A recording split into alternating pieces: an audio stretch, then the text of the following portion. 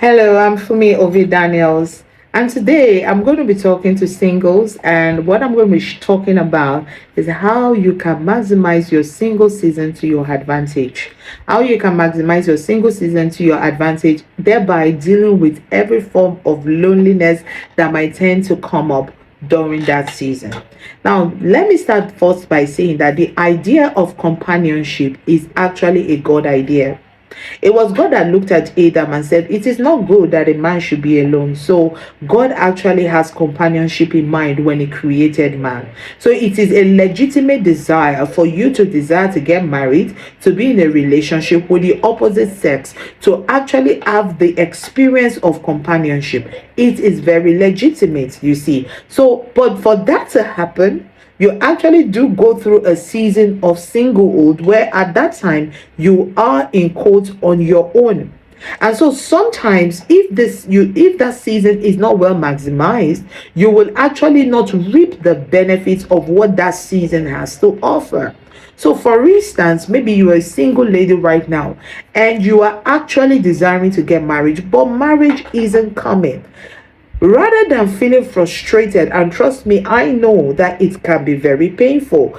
Rather than feeling frustrated that the marriage thing isn't happening as fast as it should, there are things you can occupy your mind with, there are things you can occupy yourself with that will make that season be very super productive for you, that by the time you finally get married, it's almost like it has set a leverage for a great marriage experience. All right, so one of the things you can do as a single person during your single season is to get busy.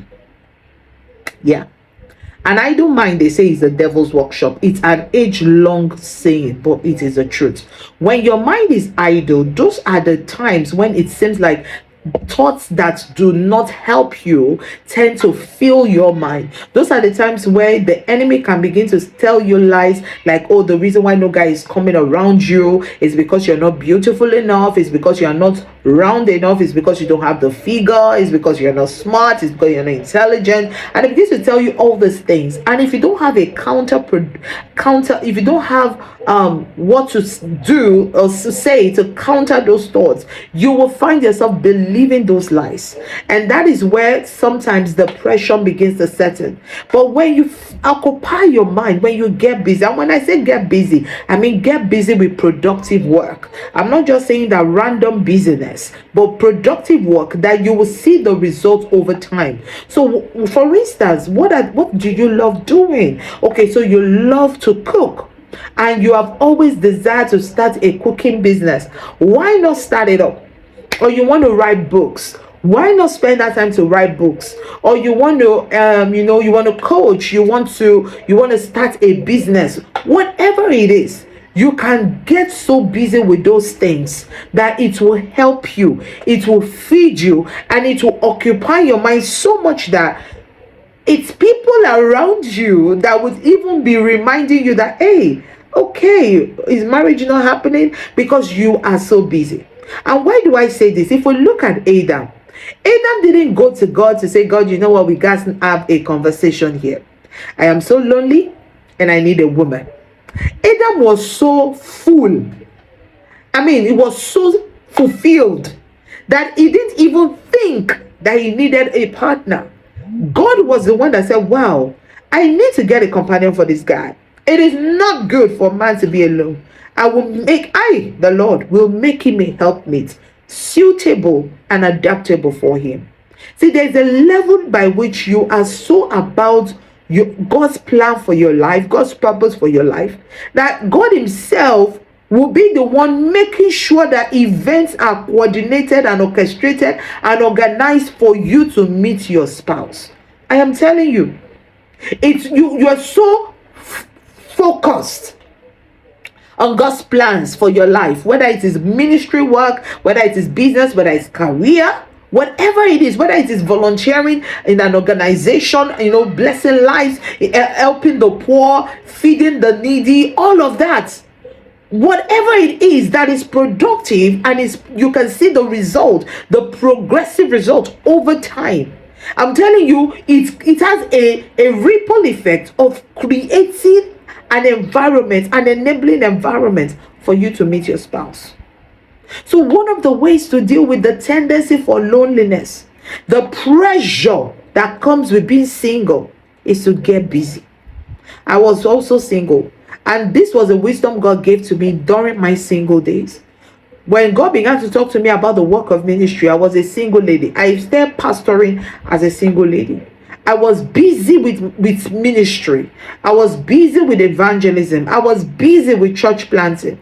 I was so busy that God himself was the one that orchestrated me meeting my husband. Because when I talk about the circumstances that led to me meeting my husband, that there was no way I could have made that happen. It was God. Get busy. Don't feel terrible because you're not yet married. Singlehood is not a disease. Singlehood is not what's it called? It's not a recipe for disaster. It's a season of life. The same way a woman gets married, and there's a season, maybe you're not yet pregnant, then another season comes, you're pregnant, another season comes, you have children, another season comes, you're parenting. And every season has what is supposed to deliver to you. So don't, because you're looking ahead towards another season, that you don't maximize the season you're in. Every season has a blessing attached to it.